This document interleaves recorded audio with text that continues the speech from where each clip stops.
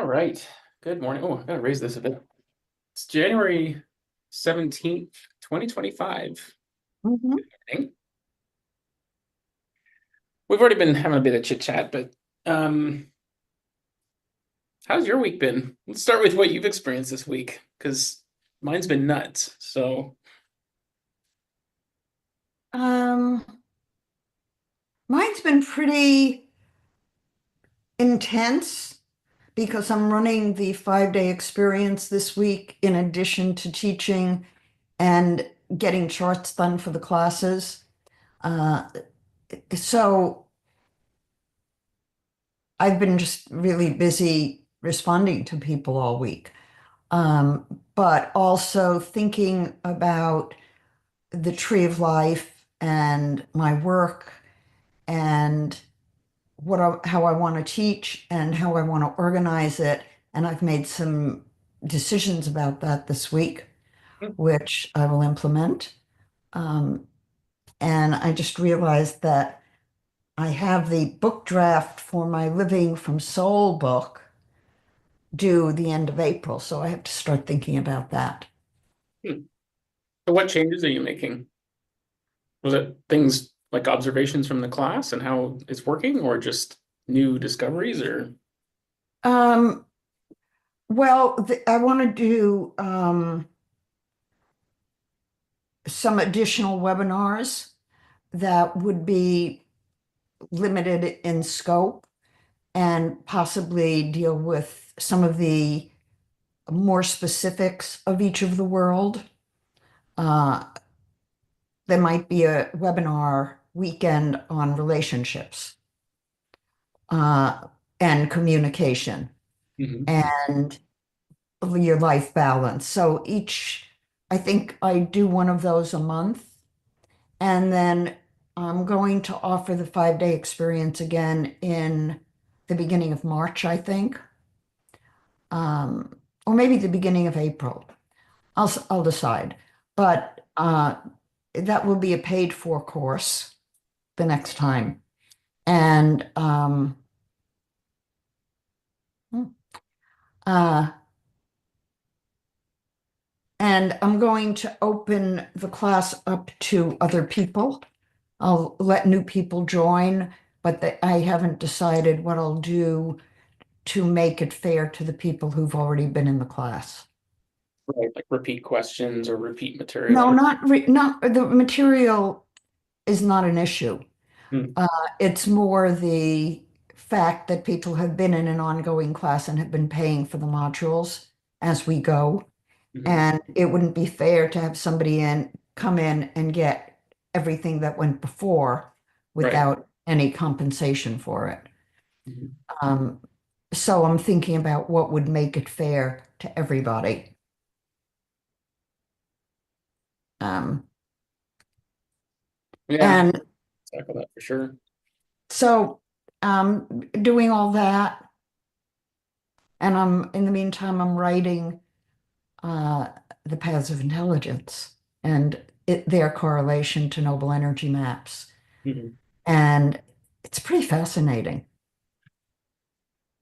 Did you just because his name came up earlier this morning with Nathan too. Did you ever talk to Orion? Because I know you did a reading for him, but did you end up talking to him about Qigong and the five elements and sort of connecting the body energetics? 'Cause he's done some really neat work there. So No, he didn't bring it up and didn't pursue it. Uh, I'm certainly open to talking to him. I have my own ideas about the energy flow mhm, and what I see in the energy flow, and mhm, also what the Tree of Life says about the energy flow.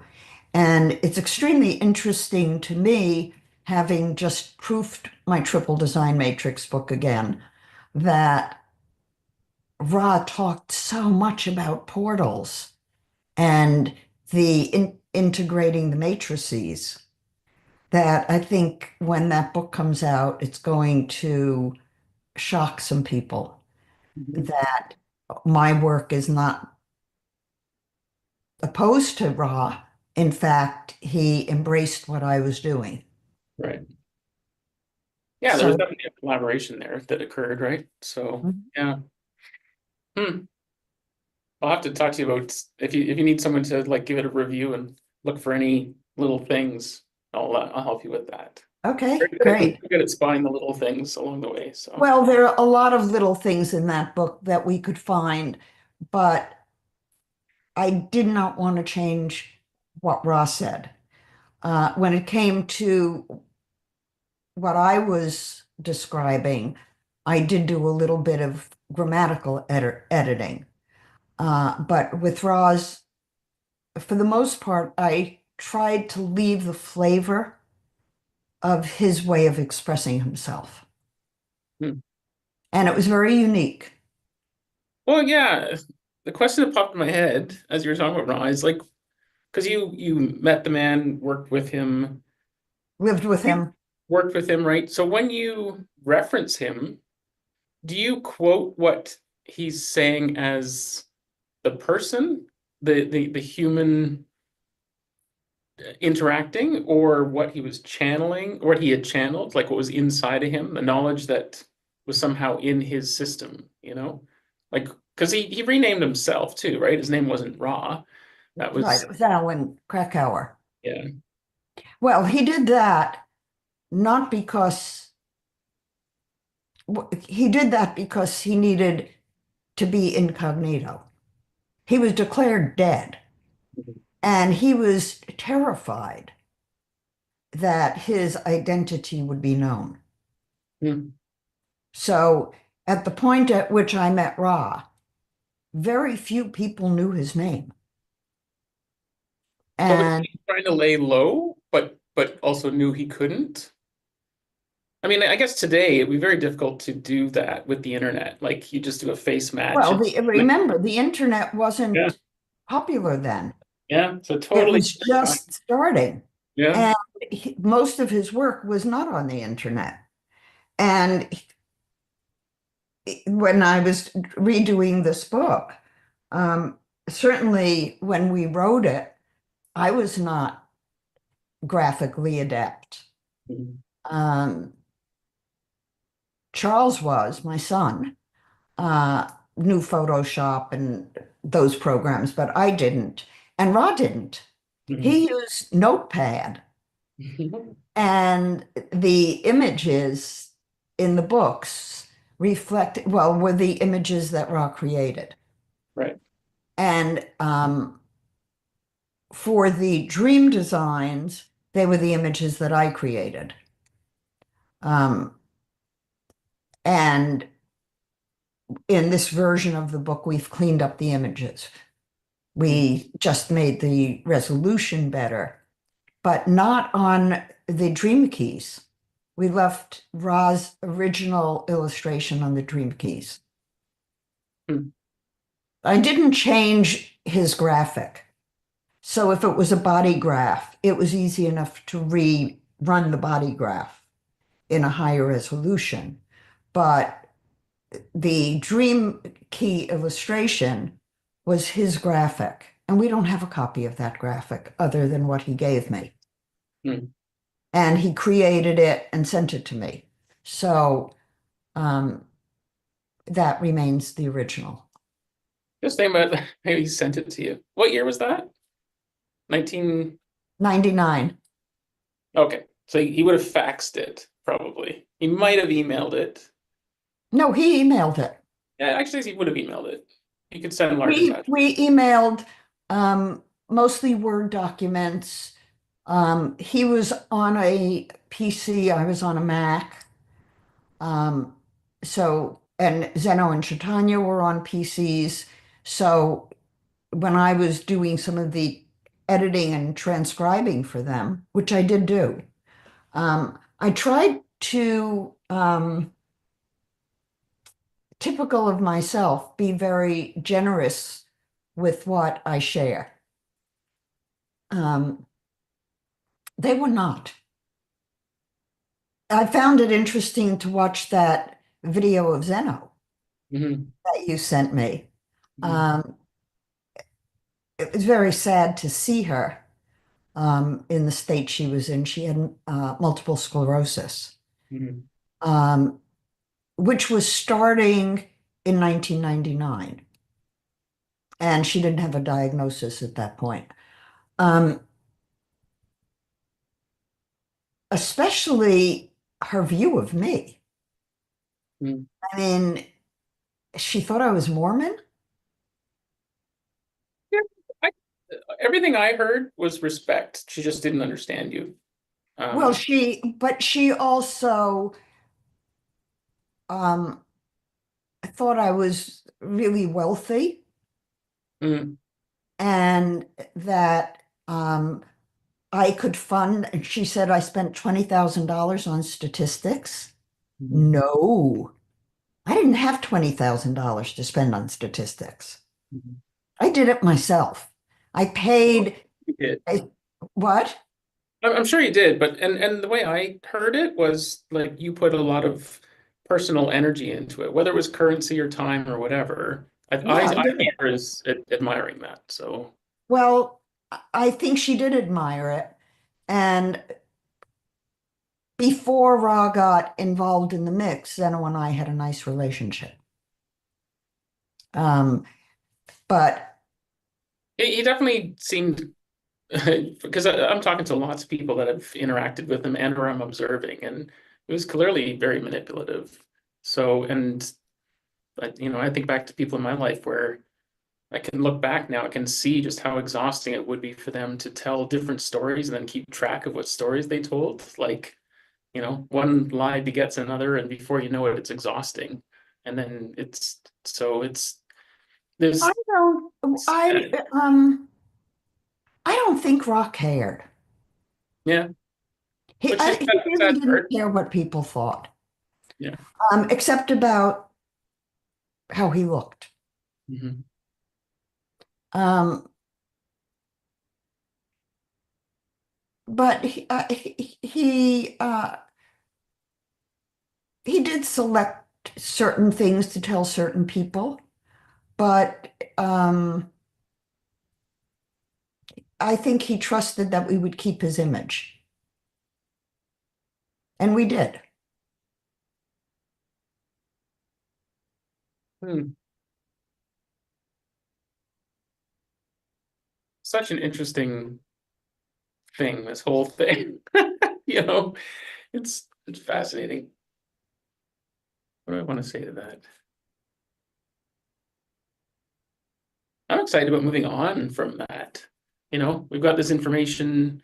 Um, I feel grateful to have met a number of people that predate the current human state of design. Because you can get caught up in it, and it's very useful, even in its various new modern forms. There's so many things that are feel and sometimes are deadly accurate, I'm finding. But then you can get completely sidetracked because a part of it's wrong. And so I just have like trust issues with what I'm the data that I'm getting. So it's nice to get back to the basics. And for whatever reason I find myself really interested in all the how everyone was behaving around that time too. Like it must have been just such a weird or a neat time to be alive. Like there's this amazing information. You're trying to figure out heads or tails what to do with it, how to present it. Everyone wants to share it. Everyone is at a different point in their lives where they financially, whether they feel safe, whatever. And so everyone's kind of grappling to make sense of it. Yeah, it's fascinating.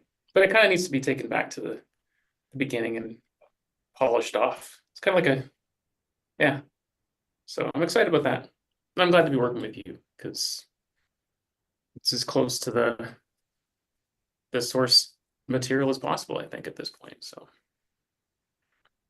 Well, there's more source material than what Ra got. mhm. So is that when you say that, are you referring to like channeling, like what's just coming to people Well, now? Ra took the body graph and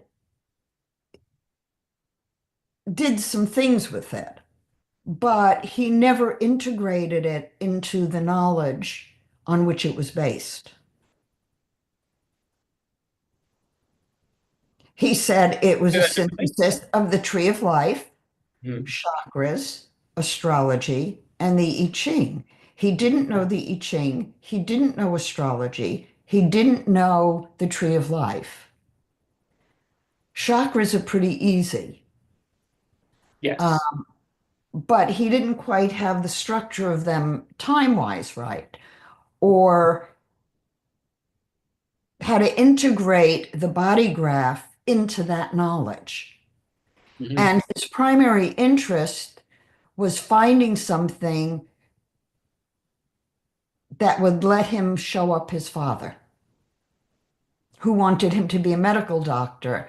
And he wanted to get doctors interested in his work so he would be able, his ego would be saved. And the medical information is completely false. Yeah. Well, it's hard So, to believe any medical information at this point, anywhere. So I'm definitely checking everything out for myself these days. Hmm. Um, well, allopathic and osteopathic medicine in the right hands is life-saving.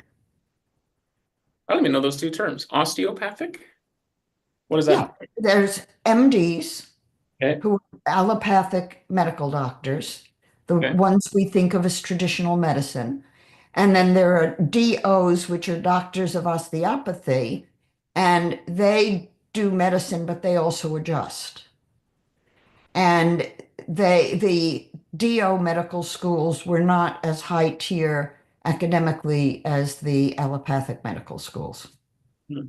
And in more recent years, the two have sort of blended and over with overlapping training.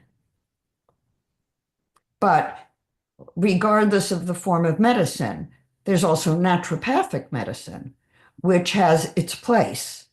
But a good naturopathic or MD or DO integrates holistic medicine into and healing into the modality. Right. That's Even what the, Martin did in his whole practice. yeah, there's so many things, eh? Ayurvedic too, which I guess is ancient, like dry brush. Ayurvedic is Indian, Yeah. It's and that. it is powerful. Mhm.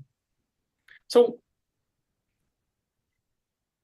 hmm, so many places we can go with that. But what would you like to talk about today? Because I could ask you 10,000 questions and then, Well, I think it's important to talk about the context of the world, especially because this week Stephen Greer came out with a podcast that he claimed was rather urgent in its timing. And he claimed that a whistleblower or a group of whistleblowers will come forward with disclosure of other civilizations and extraterrestrial beings. And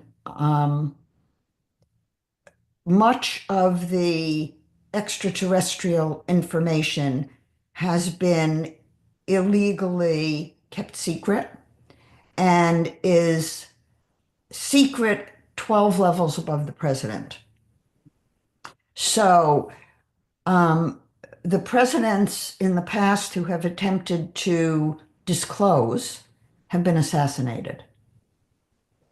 And we are at a point globally with the nuclear proliferation that it is likely that extraterrestrials will intervene.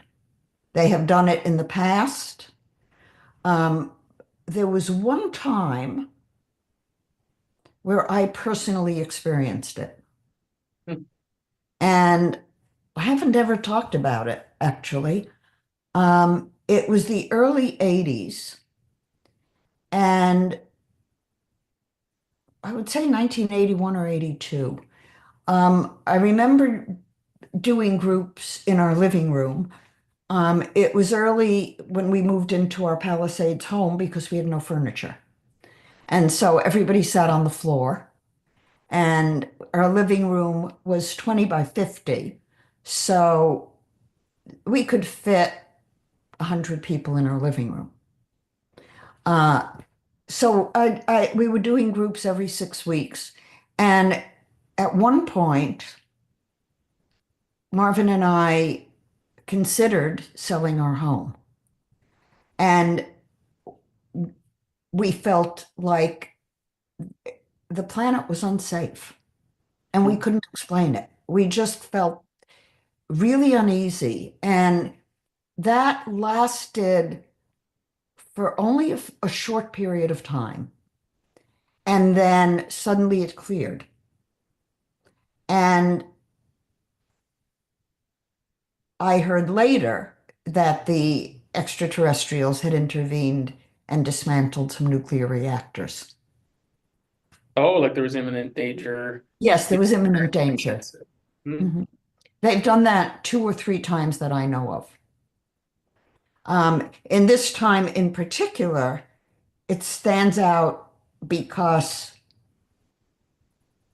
I actually physically felt alarm and real danger. And Marvin and I talked about it, and we couldn't identify it exactly. But once it passed, it passed. And then it was only much later that I could put the dates together. As you're saying that, the term like it feels alien to me kept coming to mind, right? Like, so you had a sense that something was going on. You wanted to leave. Mhm. You didn't have an alien interaction. You didn't see one, but you heard about it later, but it felt alien to you. Yeah, it's interesting. Well, and I believe that my first experience with extra, he has such a loud bark. Oh, is that what Uh, happened? Like, the bark didn't show us. It just looked like you blinked, like you were like short it's circuiting. like he was here sleeping, and I saw Marvin come into the drive. So Marvin's coming in, and Sam is welcoming him. Um,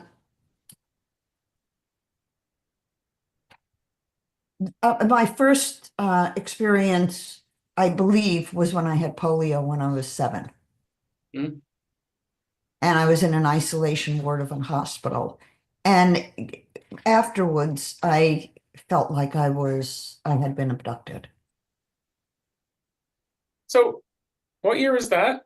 Polio, and like you said, you got polio. The polio vaccine. When did that come? Because I don't think I was ever vaccinated for polio.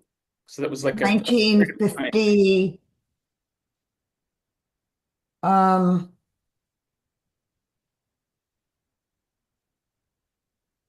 probably 1955 or 60, 55 or 56. But I So you, remember when the polio vaccine came out because our neighbor's grandfather helped develop it. And so the school we went to got the first doses of the polio vaccine. And I remember the lines of kids down the block lining up to get the polio vaccine. It was a shot at the Salk vaccine. And I couldn't get it because I'd already had polio. So I was already immune. And they didn't know what would happen. There were 3 kinds of polio, and all 3 were in the immunization. But I only had one kind, the non-paralytic polio. So there was a question of, do you give it the vaccine or do you not give the vaccine? And I didn't get the vaccine. So I was standing there watching all the kids in my class go get the vaccine. when you think about vaccines and now, like that was a gift. Yeah. Getting polio was meant you avoided getting the vaccine. So, Well, I later took the oral vaccine. hmm. I think the polio vaccine is okay. The more recent vaccines may have some issues, and the most recent vaccines probably do have some issues, Yeah. but we can't speak about it. No.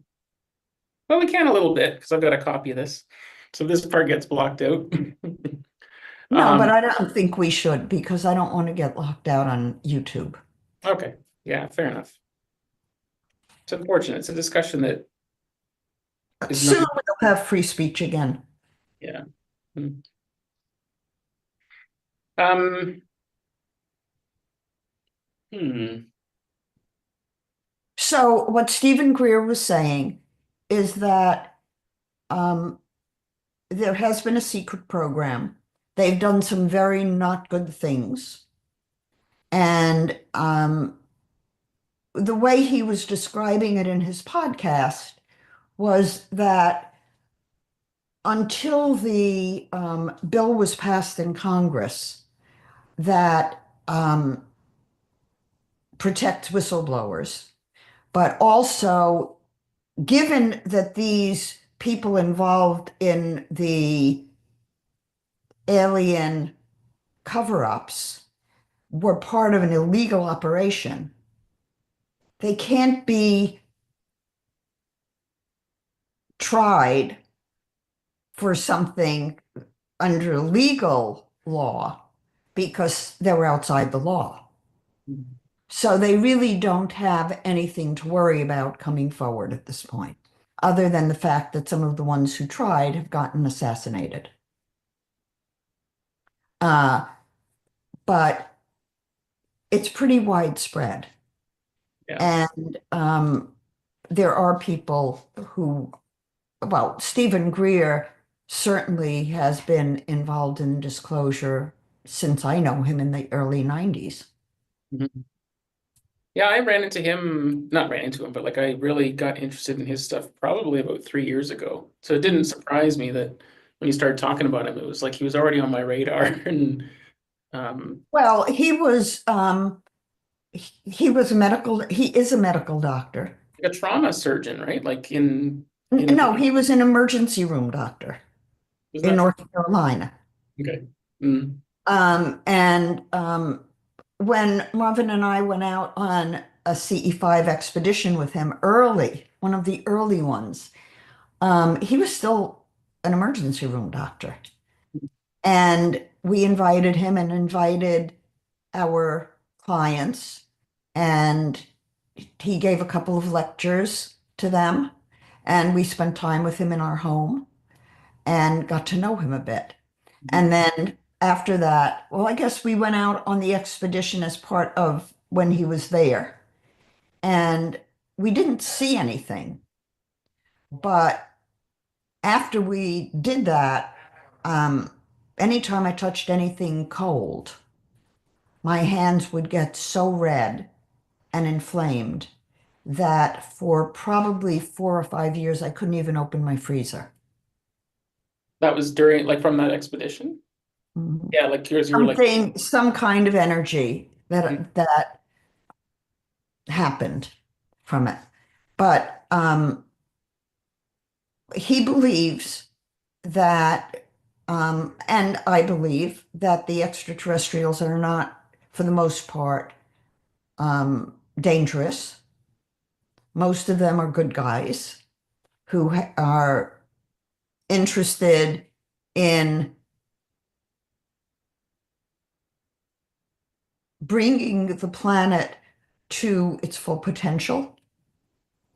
And there is anti-gravity devices.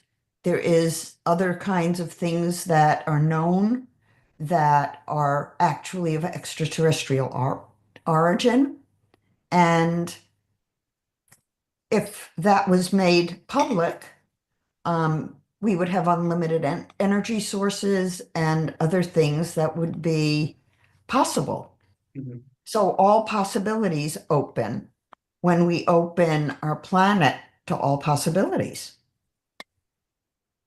Yeah, the one documentary I did called I think The Lost Century talks about that, and it's fascinating because I was already really interested in what Nikola Tesla was doing with energy, and and his whole story of how he it all kind of just stopped is very suspect. But um, where do I want to go with that?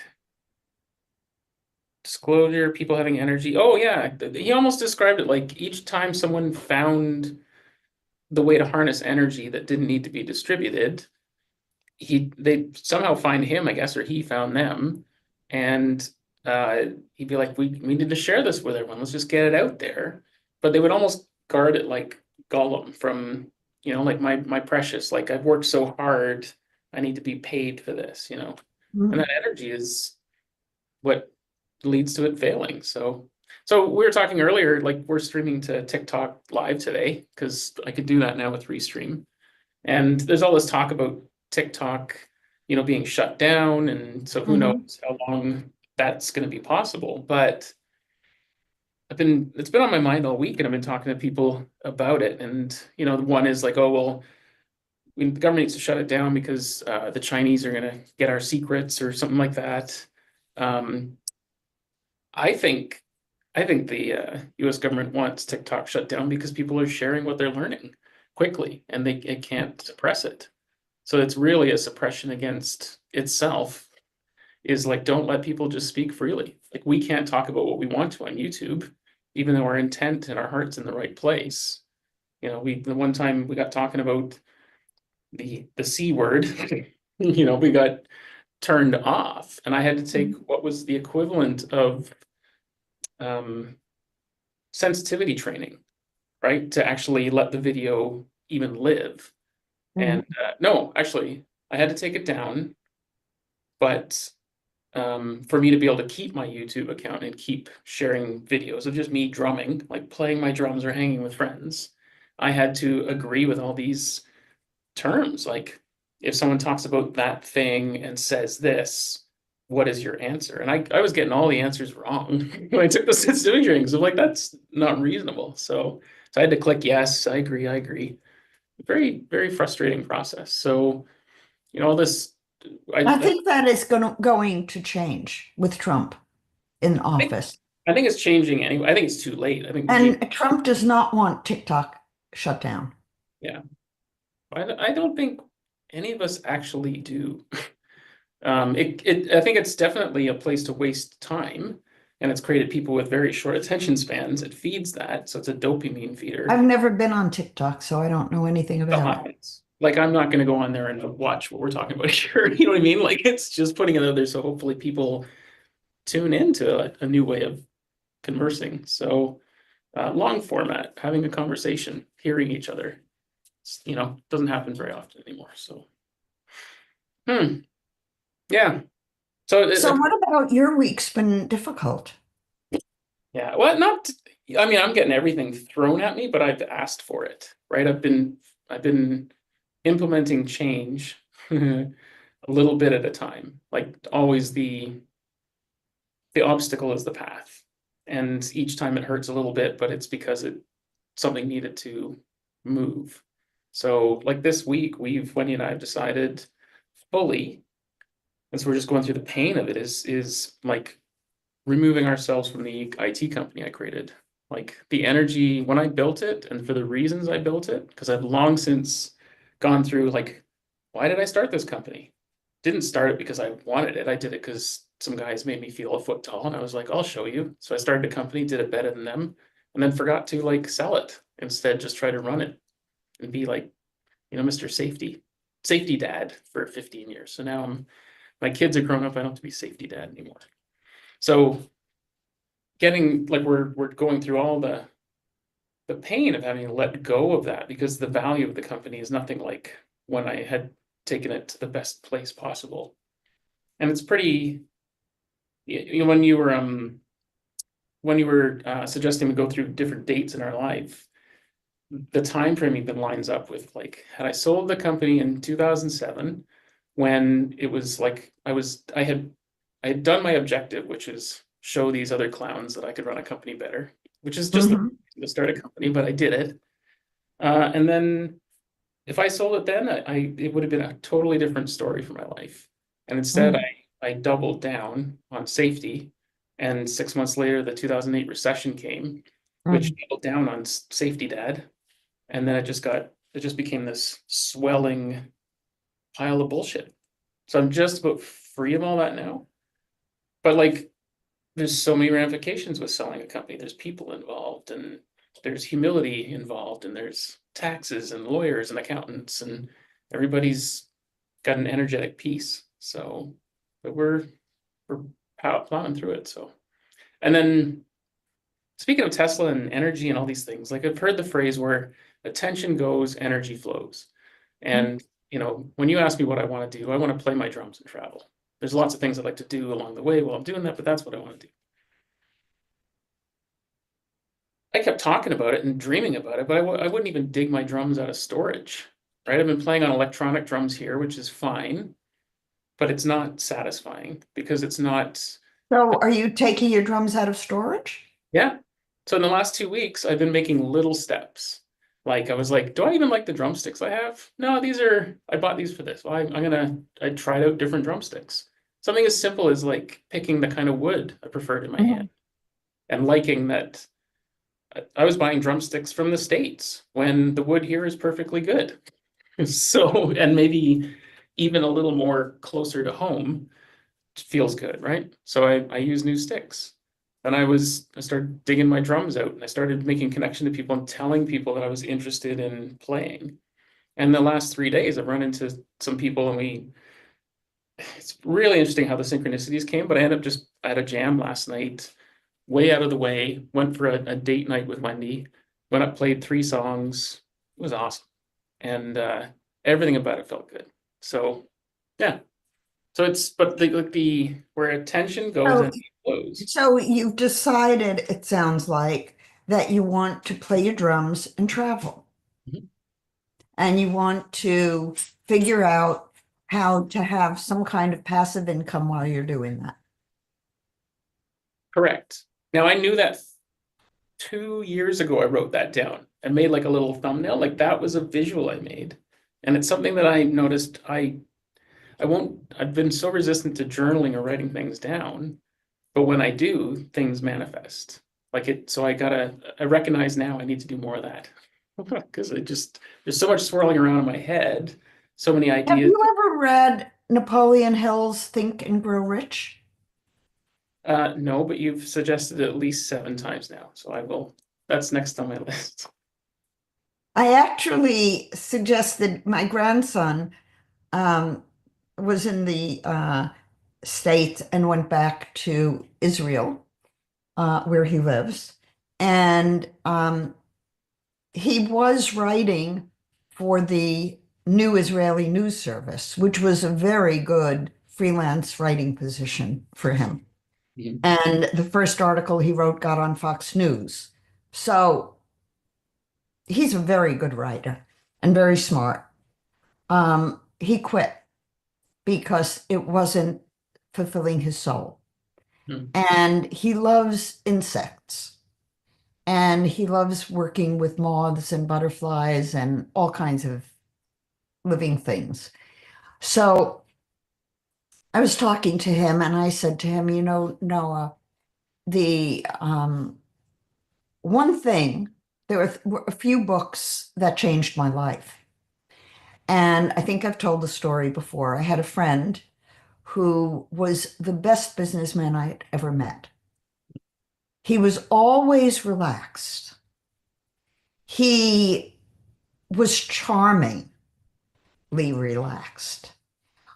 We'd go out for dinner and he'd be relaxed. We'd go meet for lunch.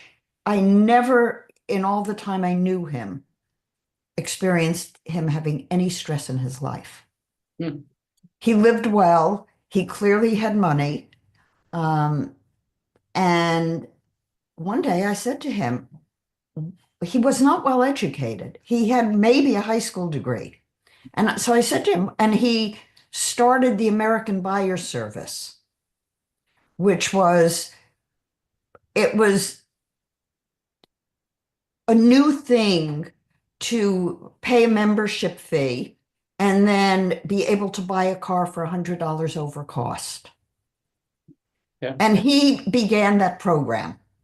And he would get banks and insurance agencies and other people to send out the mailing offering this incredible membership deal. And so he had this innovative idea and he knew how to market it. And so I said to him one day, how did you learn to do what you do? And he said, Napoleon Hill, Think and Grow Rich, and Dale Carnegie, How to Win Friends and Influence People. Hmm. Now, I'm sure he took a Dale Carnegie course because I know from the people I've met subsequently the characteristics of Dale Carnegie people. Hmm. But of course, I had just divorced my husband, and without knowing better, I was planning to open an office. And I figured you open an office and they come, which is actually what happened. But I did my homework. I read Napoleon Hill Hmm. and I wrote down what my goals were based on what he said to write down. And I put it away. 6 months later, I had achieved my goals. Hmm. And I continued reading Napoleon Hill. In fact, I taught a class based on Laws of Success, his big book. But recently, I was reading his unpublished manuscript, and in it, he talks about being told by his mentor that he would not be successful until he was in touch with the oneself. And he didn't fully know what that meant. And then he had an experience of being told how to do something, and it made no sense whatsoever to him. But he did it. And each step of the way, it played out exactly in the ideal way. So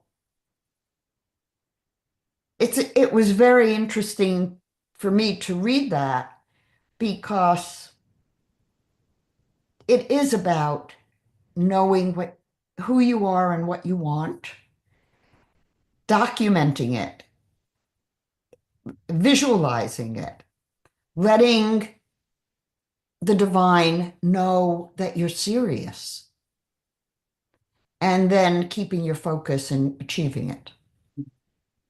And so I said to my grandson repeatedly, you need to read Napoleon Hill. And so recently he got back to Israel and he is debating what to do, PhD, or he's finished his master's and blah, blah, blah. And I said to him, before you do anything, I think everybody, before they decide what they want to do in their life, take some marketing classes and also read Napoleon Hill and Dale Carnegie, How to Win Friends and Influence People, and Laws of Success or Think and Grow Rich. And so he picked up Napoleon Hill finally. And he said to me, you've told me to read it since I was 13, and I never did it. He said, I cannot believe what it is telling me. It is such a good book. You know what's frustrating is you've mentioned that book so many times before, and I'd hear it and I'd be like, yeah, I should do it. And then but it would just not land. And the Dale Carnegie book I've been aware of for a long time. But as you were talking about it, I realized that I was stuck on the titles of the books. Like Thinking and Growing Rich, our family had this attitude of lack and that money led to problems and rich people suck. And so, The root of all evil is money, right? right? And it's just another form of energy and currency and then how to influence people. Like my mind still kind of goes there. It's like I don't want to influence people. You're That's me putting influencing my will people on them. every podcast you do, Sean. No, so I realize that now because it's what I know that what I'm emitting is coming from the heart. But when I hear the word influence, I think of, asserting my will onto people. And so I don't like to be influenced by other people's intentions. And so to me, that Well, word was a but term. the word influence has no implication of will. Mhm. You can inspire someone and influence them. Yeah. You can, and really what Dale Carnegie says in the How to Win Friends and Influence People is be more interested in the other person than you are in yourself. Mhm. I It's mean, like, that's the key to it. And he in the book gives guidelines for how to do that. yeah. So this is the frustrating, maybe you can, well, maybe I've already figured this out. So I seem to take the long road to come to the same conclusion. Like everything, even as you describe the book, I feel like when I listen to it, because I'll listen to it for sure. It's on my to-do list, and I'll do it as an audiobook because that works better for me. Um, I'm probably just going to laugh along with it the whole time because I will have taken the long route to come to the same conclusion with this. But it's so But you interesting. see, when you read a book and you implement the practices from it, you're not, number one, you're being focused and organized. But also, it has a different level of trust. When you think you know something on a spiritual level and you want to manifest it, until you get confirmation in the mental waking world that it's a valid way of being, there's that underlying fear that comes from the spiritual not being validated in this culture to this point. And so there's that reluctance to be transparent with what you truly desire. Yeah. So many things there.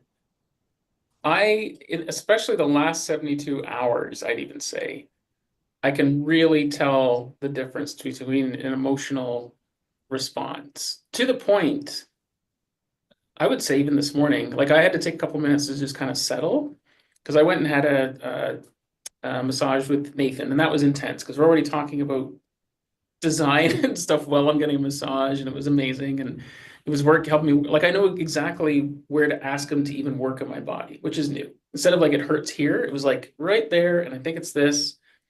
So I came out of that, and then I came to the office, and there's a woman here, Anna, and she's so lovely, like really sweet woman, but just there's an anxiety there around what's going on. She's a federal government employee, and so I could just feel it in my body. And really, like I've recognized recently that I can actually feel other people's stuff because I've gotten so clean that I know what me feels like now.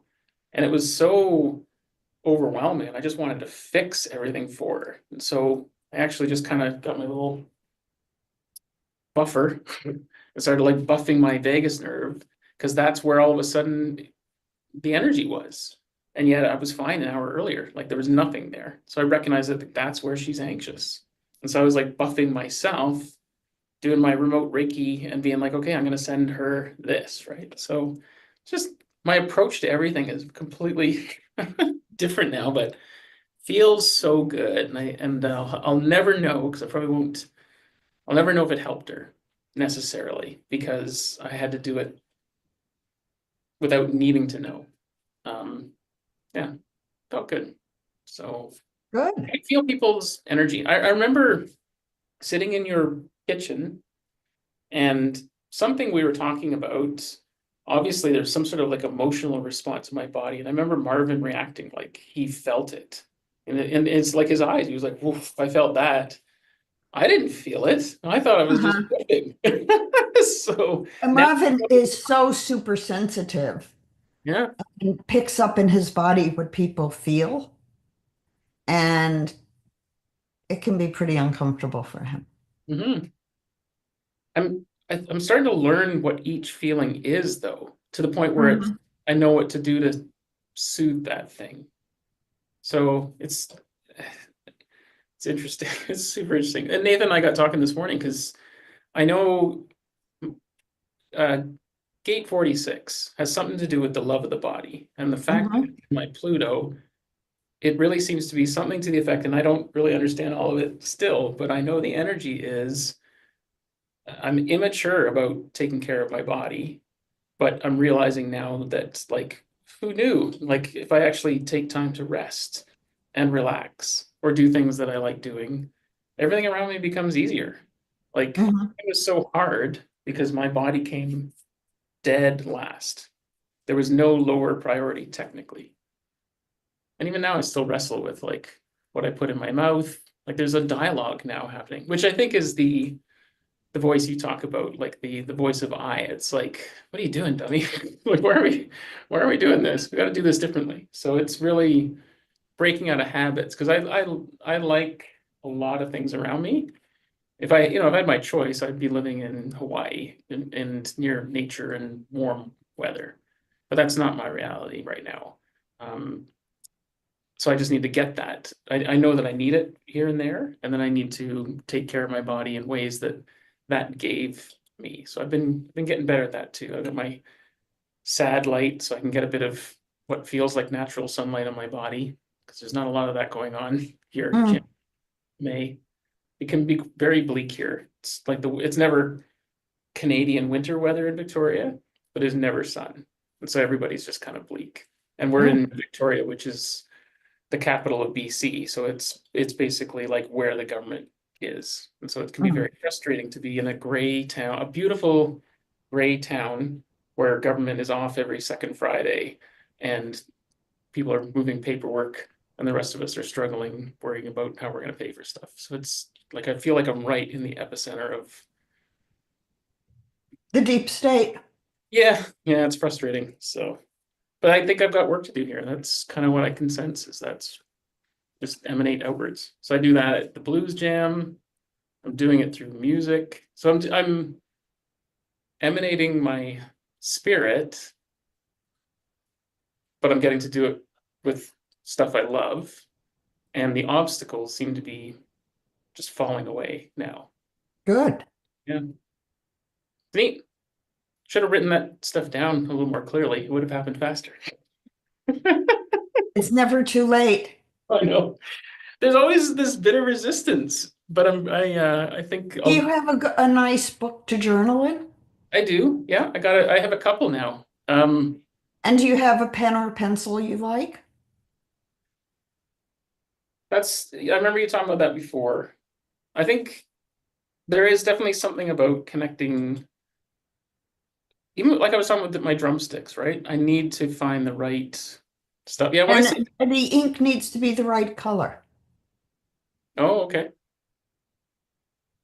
I'm very specific about my pens and pencils.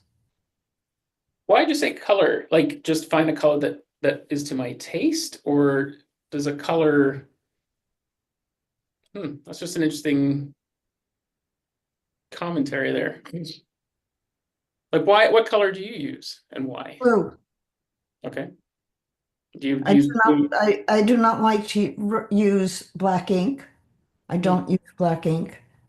I use blue ink, and I don't like blue black ink. I like mid-range blue ink. And I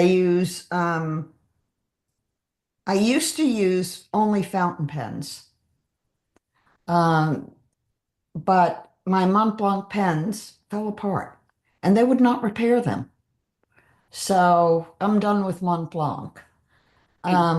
I use Waterman mostly.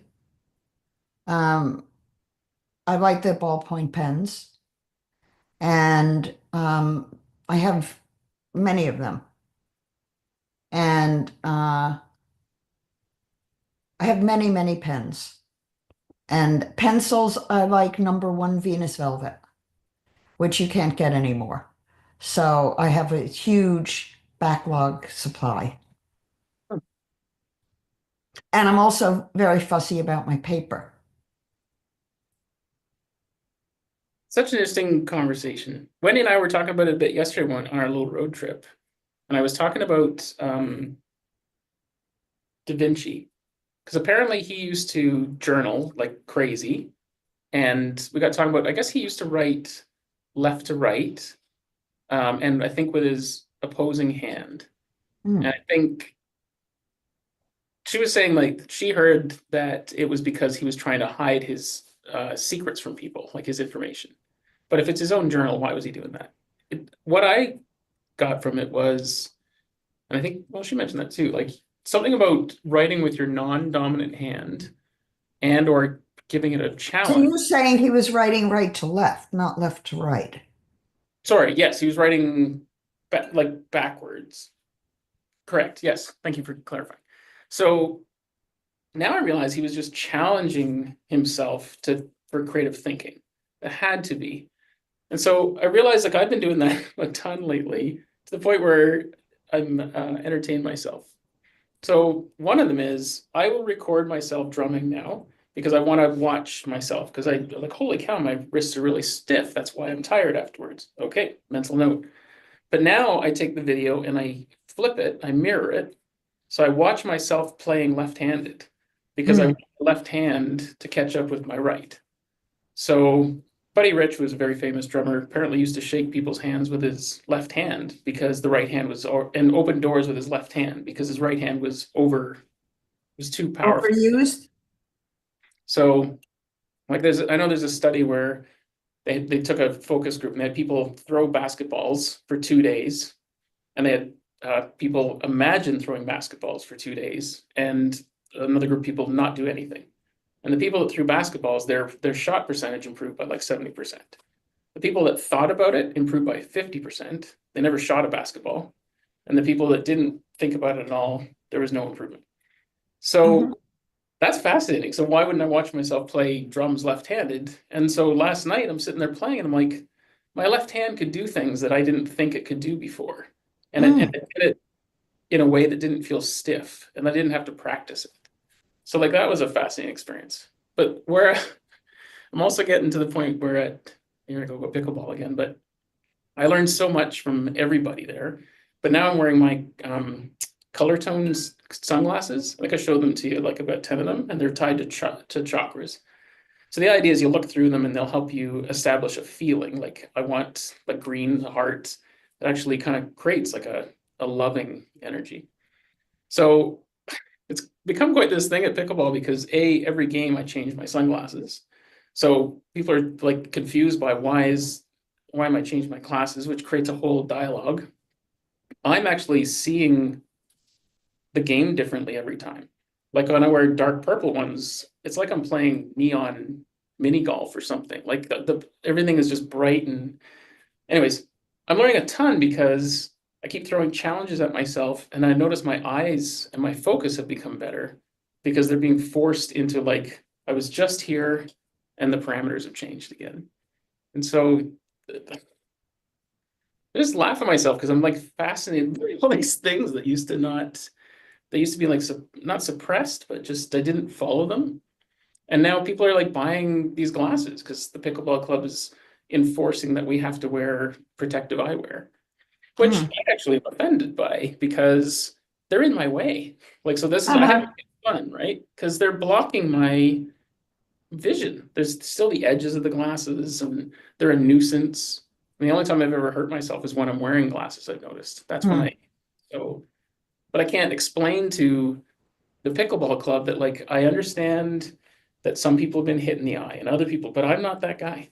I have a defined spleen. I am very intuitive. I can sense a fly nearby now. I can realize. So I don't hold that. Don't get cocky about it, No, Sean. I know. That's why I'm expressing it here. It's like just like I've already kind of come to the conclusion that I just need to like make the best of it. And so it became fun.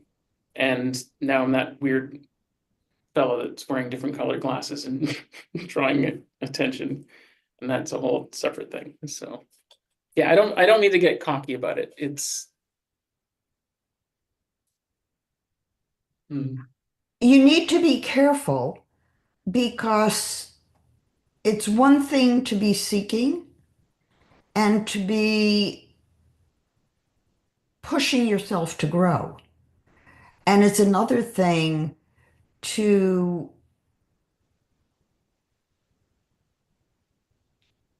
think you've arrived. And I don't think we ever arrive. I hope not. Would be well a lot of fun if there wasn't anything to learn. Hmm. Yeah, I hope that didn't come across as cocky. It is more I'm intrigued by my But own. I no, when I say don't get cocky, don't stay in the process. Don't evaluate your process. That's it. Don't judge yourself. Don't give yourself a grade. Mm. Oh, I'm doing well. Oh, I'm not doing well. Because then you're putting yourself in the same hole you're escaping from.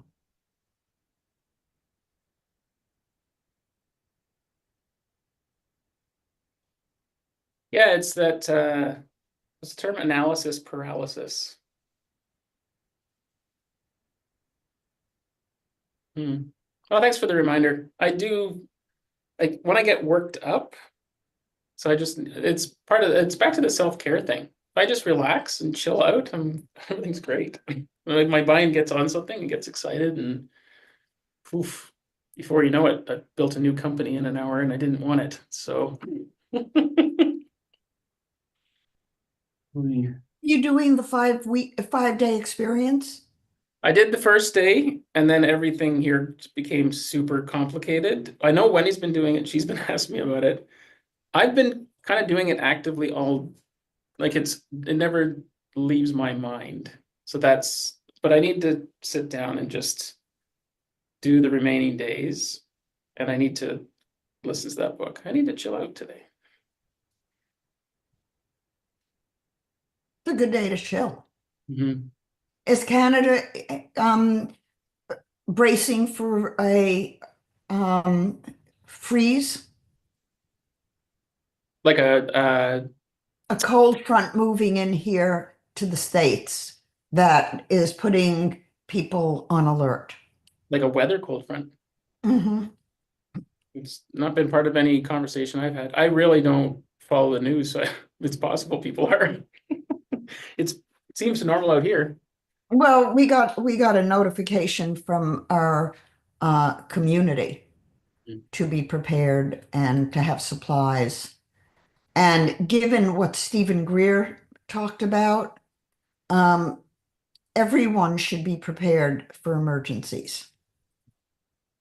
David Wilcock is expecting at some point. I don't know if it's true or not. I don't. What David Wilcock says is expect 3 days of a blackout. And if there is a blackout, do not go outside. Do not even walk outside. He Oh, said, really? yeah, he says if there's a blackout and the emergency alert system comes on, stay home, make sure you have water and food and supplies for an emergency, Hmm. and don't move. Um, he says, no fear. Um, I do feel that the kinds of events we've been seeing are somewhat biblical. Mhm. And the devastation in the Palisades, the block Marvin and I lived on was not touched. But the first house I had when I rented a house in the Palisades is demolished. And the whole neighborhood is gone. Um, from where we lived, which was the Palisades is a community that goes from the ocean on Sunset, and then it goes up to a mountain, and then Sunset is at the top of the mountain, and it goes all the way into Hollywood. So as you go about 4 miles up on the mountain, you get to the area where we lived, where the lots are bigger, and it's the Riviera Country Club. It's on a mountain, and above it, above Sunset, are the even higher end homes. Mm. So the where we lived, a little bit of damage, not too much, but the whole town, all the supermarkets, all the medical buildings, all of the firehouse is standing and the DWP building is standing, but everything else is gone. Mm. It's dirt. And looking at the homes, it's rubble. It's not even a structure anymore. So that kind of devastation is biblical. Malibu, the whole Coast Highway, all of the homes are gone. The Mm. whole ocean front is no longer has homes. So thinking about that, and if we are in the end of times, where we are in a battle between good and evil, um, where do you stand? And it's a personal, self-reflective question is what do you know? And what do you think? Think about it in the four worlds. And if there is an event, don't be fearful. Trust in God. Yeah. If this is biblical and we keep our consciousness about us, then it is an ascension event. But that means that it could be very scary for a lot of people as they confront their own demons. I think some people are confronting their own demons this week with some of the interactions I'm having with people. Like I've had some interactions with people where I've set them straight in the moment and knew I did. And it was because I showed up differently, completely relaxed, not emotionally attached, and like short circuited their brains. I could see them like go cross-eyed. And then they Mhm. just like, walked away bewildered. So whatever that is, I know that I'm capable of that when I'm relaxed. And then I can sense that they needed it. And it's so awkward for me because I generally come out the other end with them not liking me a whole lot. But I know that, like, there's an interaction. I want to tell you about this one because it's kind of what led to, some of the music and where attention goes. So there's a jam that happens every Wednesday here in Victoria, this place called the Loft Pub. And I don't go there very often for a bunch of old reasons, but it's also just a weird setup. It's in an old motel. The pub closes by 10. Most live music doesn't get hopping till 11. Like that's when people's mood is there, right? So it's just a weird vibe. It's kind of like an old bar, like someone's uncle's basement, the way it's laid out. So it's got a style to an aesthetic to it that's very casual. But where it's situated, it basically just there's a lot of people just drinking their blues away and not a lot of music happening there, except at these few hours. So there's this blues jam. And so I go so interesting how all these paths cross too. Because the guy that hosts it, his name is Brooke. Uh, he's an interesting character. He works on scuba diving suits by day, but he runs a blues jam at night. But when he was like 20, he used to be Ben Johnson's running partner in Toronto. So I don't remember who Ben Johnson is, but Ben Johnson was a Canadian sprinter at 84 Olympics, Carl Lewis. So Ben Johnson was still, I think he's alive, but Jamaican born, but Canadian, Canadian proud runner who was breaking records and Mm. was beating Carl Lewis. At the end of the day, they were both doping, but Ben got caught. And the story goes that the American government had paid the IOC to to have Carl's results not appear. Totally believe that at this point. Like, why not? But this Ben Johnson guy ended up being the scapegoat for his life was forever changed. Like nowadays, he does TV commercials for an energy drink called Cheetah. So like funny, right? Like he was the fastest man in the world, but he's a cheetah. So like that's his life now, is he kind of has to, that's his brand. That is probably just barely paying the bills. Anyways, my friend Brooke, who runs this jam, used to be his running partner. Like he showed me a picture of him when he was 20 and these long flowing locks and he basically stopped. I think basically the sense I got is he stopped running once the coaches started insisting that he dope as well. And so he was talking about all kinds of he's just got all these stories about doping, like even in the 80s. And so I'm at this jam Thursday night, and I haven't got to the point where I like two people, I gave them a new experience. But Brooke was just giving me information, like Joyner. Do you remember the black woman sprinter? I think in the 90s. I think she died of a heart attack when she was like 48 or something. Like she didn't live very long. But she had the physique of a man. Like she was powerful. She had these long nails, and she stood out. He was saying that apparently she used to get pregnant and abort the baby at 3 months because it would do something to her physique, the adrenaline, and that was a way of like doping herself. So she was basically like just horrific things to your body and your mindset. And so I was just like, I had no And idea. to unborn babies. Yeah, right. Everything about it awful to win a medal to make your country proud. Like it was just her.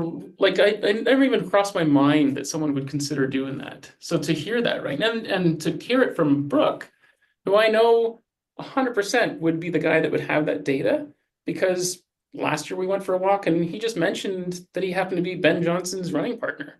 And a lot of people don't know who Ben Johnson was, but I remember when I was a kid, that guy was the coolest guy one day, and the next day he was like his world, everything collapsed. Canada's embarrassment. It wasn't his embarrassment, but he ended up basically taking the fall. It was just awful. So, anyways, I'm at this blues jam completely. So, and there's this bass player, and this guy, like when you go to a blues jam, the house band is there to be supportive of all the other musicians, right? You play a set, you warm up the crowd, and then people come up. Guitar player will join or whatever.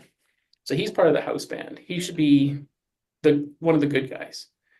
I've been to this jam a couple of times, and again, this is a small room with like maybe 20, 30 people. So not a big crowd, but you can hear him yelling at people on stage going, "You're going too fast, slow down, you suck." Like it's the weirdest thing. And he's just so mean-spirited to everybody. And even refuses to play with some of the people that are there that are the regulars. Like, I won't play with that guy, he's not good enough. So I've been watching his behavior, and you could just see the whole vibe there sucked. So I go up and he doesn't want to play with me. And I could sense that. So this old guy goes up, really nice older gentleman, kind of reminded me of like George Burns when he was like 80. Like he was an older fellow, he had like a little sailor's cap. Lovely man. I think he's deaf because he wasn't in tune, he wasn't even in time. He was really struggling, but just the nicest man. What And was he playing? bass guitar. So I have two guitar players on my left. I'm lockstep with them, including one of them who's the songwriter. So it's his song. So I'm watching his feet, right? It's his tempo. So I'm collaborating on being the best musician partner I can. But on my right, I have this bass player that's just like is in another planet. And Mhm. so I'm like, okay, I dealt with it. I was just like, I'm gonna support the ensemble. So I'm trying to like hold it together like the glue. This dickhead bass player comes up after and he's like, oh, don't, he goes to the bass player, don't worry about it. The drummer was totally off. It was, he's the reason that you were struggling. I thought, okay, that's not actually what happened. So that's interesting. So then I go sit down, I have some dinner. Now it's my turn to go up again. And now he's the bass player. And so the guy that goes to the singer guitar player, he's playing it was kind of like a cross between folk music. It was like three styles. So it was like difficult to kind of like, it wasn't blues. I was like trying to support him. And now I got bass player guy, the guy that's yelling at people, telling me to speed up, slow down. And he's yelling and he's using his guitar like this, and it was driving me crazy. And because I had seen him do it, I'm like, this is not acceptable. Like everybody's night is ruined. And meanwhile, I'm also watching the singer's foot. I'm in time with the person that wrote the song. This guy doesn't know what he's talking about. So I just turned and looked him straight in the eye and said, would you fuck off? And I said it like, made sure he heard it and anyone else that was nearby. So then he goes, why don't you fuck off? And then there was no words. We just played for like 5 minutes, played the song. I played solidly. And I thought, okay, this situation seems to be escalating. I'm going to put my drumsticks down, or the borrowed drumsticks. I'm going to pay my tab. I'm going to head home because I think I should just, that's enough. I said my piece. But I knew to walk to my right where he was standing. Like I was ready to engage. I wasn't going to start it. I was going to see if he did. So he turns and he's like, you can't tell me to do that. And I just said, dude, what's your problem? Like, I come here and I watch you ruin everybody else's time. What's going on for you? And he's like, you suck and you ruin everybody else's performance. And it was all about, oh, and you're so full of yourself. I'm like, I'm just sitting, I just came up here and played my drums. Like, so clearly this is about him. So it just got super escalated. And then he kind of just turned and kind of turtled away and was mumbling. I was like following him and I just let him go. It's fascinating. And I just felt like it was attached to my body and I had to go sit and breathe. But his interaction was different afterwards. And I feel like whatever happened there, I had to do that. A, for my own, because it was just bullshit. But B, just seeing what he was doing to that room, it was awful. And there was another fellow I forgot to mention, the previous set. So in your chart, do you have a channel that transforms emotional energy? 59.6? I do not have that in any world. So that's interesting. Why do you ask that question? Does that mean Because I have, you seem to be invested in helping people transform when you feel that they're not balanced. oh yeah, the corrector in me, like I can sense or see what someone needs, even if I couldn't tell you what it is. I know. Yeah. And I seem to almost be willing to do what it takes to do it, even if it means I don't feel That's where you need to pay attention to your 46. okay. Um,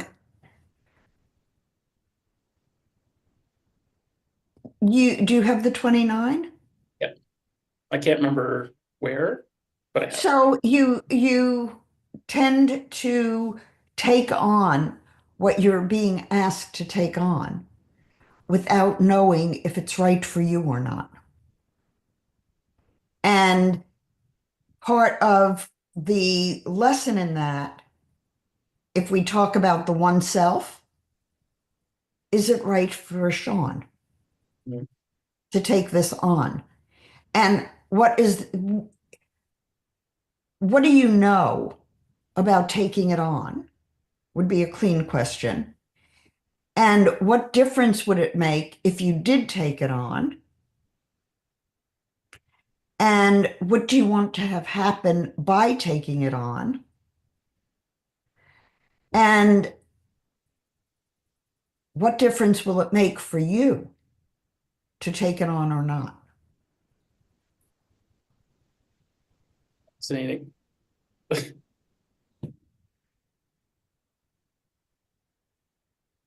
So I couldn't explain why I knew that I needed to be there.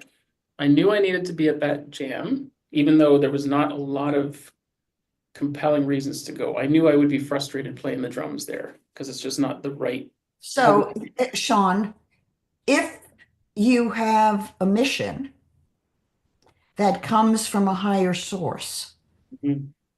that's what drives you to be somewhere where you don't know why. Mhm.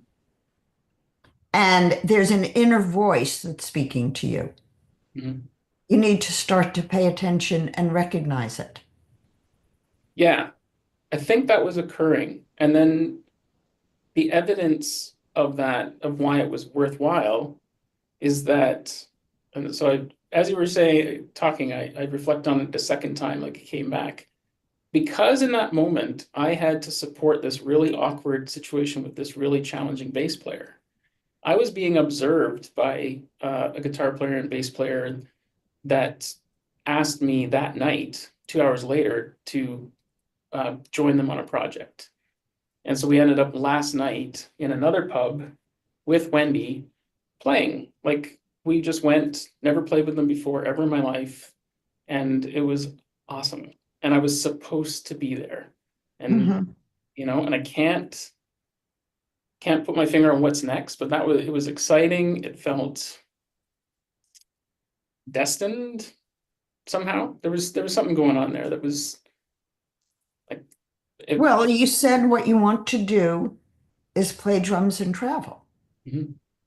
So you asked, now things will happen, and you need to continue orchestrating them to happen Mhm. and listening to the voice that doesn't make sense.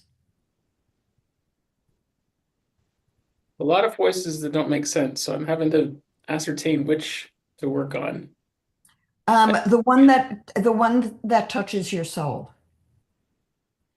It has a different frequency to it. When you know because you know, it has a certain frequency. That Mhm. frequency is different than when you think you know, but you don't really know. Mhm. Mhm. Yeah, it is a frequency. It's an acoustic too. I can actually feel it in my chest these days. Something else has shifted in the last week and I've been doing a lot of work twisting and manipulating and stretching, but I feel like the only way to describe it is like someone shot a hole through me about that big right here. Like it's a new opening of like where air and like I can breathe there. It's sort of starting there and it feels like it's expanding.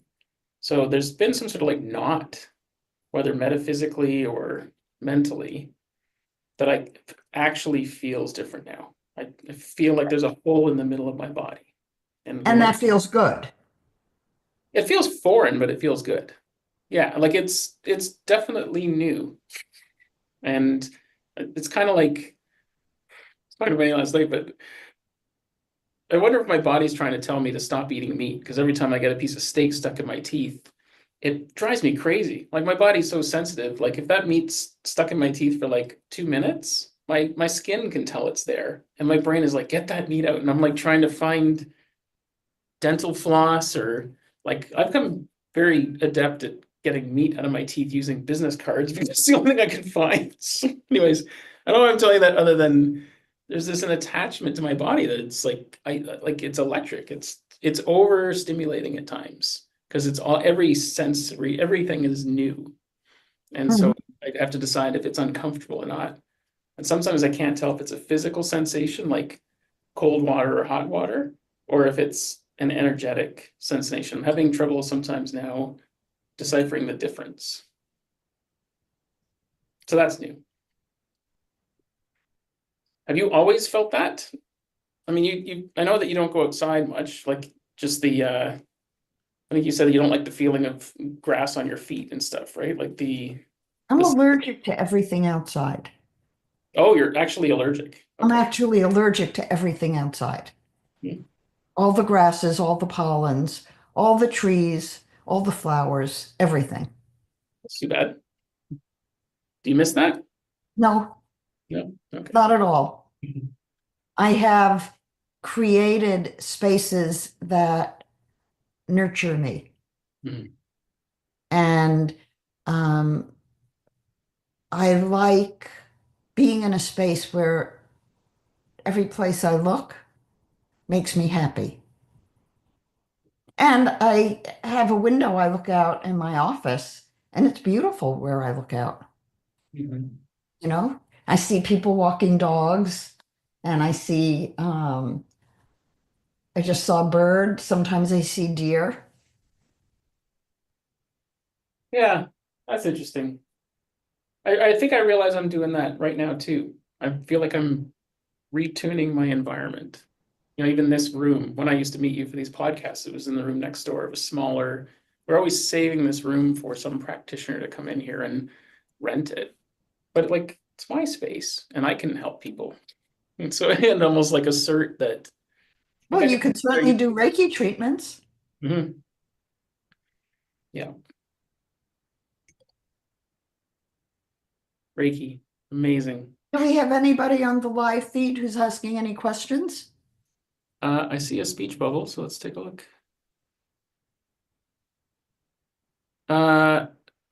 This is a name I've seen before. Alina Eli. I'll post it on here. Alina Eli. I don't know if it's a question yet. Thank you for sharing your knowledge. I only had male spiritual mentors. I need to see a woman who has the courage to live spiritual wisdom. Have a nice day. Yeah. So not a question. You. That's nice. Hmm. You Yeah. know, when I think about it and I hear women talking about women's empowerment, and I have no sense of that. Mhm.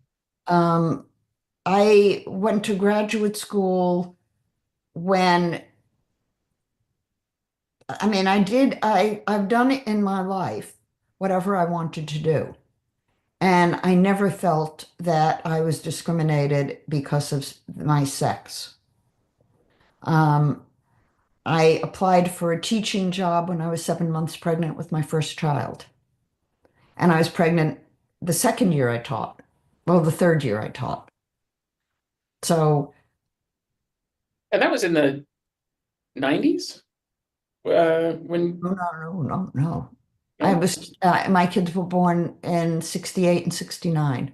Okay. So even more impressive, right? There was this amazing. I Yeah. mean, but my point is that I, if you're qualified and you work hard and you're serious about what you're doing, you can be successful. Mhm. And, I hear about women's rights. I never felt any discrimination as a result of being a woman. And when I was getting my PhD and teaching college and starting a practice, um, I had two young children. And after my divorce, I was a single mom. So what? You know? Mhm. Uh, it- That's not I, the way you say that, though. That's not how a lot of people behave. So that's what's particularly refreshing about it. Like to just, you know what I mean?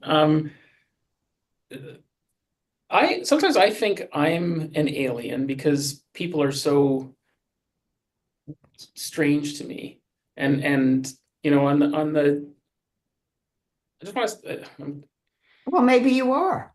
yeah, probably. Um, I always open a door for someone. If I'm at a mall or something, I open the door. I was just taught that. I think my grandmother taught me that, or I don't care who. It just seemed nice. Like I can afford a little energy and open the door. And not in a while, but I've had experiences where I've held the door open for a woman, and the woman will say, "I can open the door for myself, thank you," and just go through another door. And whenever that happened, way back when, it hit me with I was like, it made You me know, realize that I didn't understand the world at all. I was like, that's nuts. But I took it as like I'm doing something wrong, and I it think became women have really done themselves a great disservice by, um,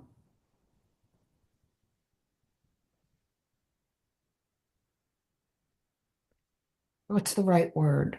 Um, Undervaluing the worth of feminine wiles, of femininity, of being the nurturer. In sociological work, men and women had very different purposes in the culture. And as those boundaries have gotten blurred, a great deal of the self-worth that came from being a good woman or a good man, using the old terms of what those definitions were, have really undermined the self-esteem of many people. and has seen many more people being completely lost. They don't have a role to fit into. They're not being taught where to put themselves, how to be. And, I tell the story of my first date with Marvin. I made it very clear to him that I was a feminine woman and I wasn't going to pay for my dinner. When a man asked me out for on a date, I expected to be treated like a lady. And if I had not done that, the relationship never would have gone anywhere.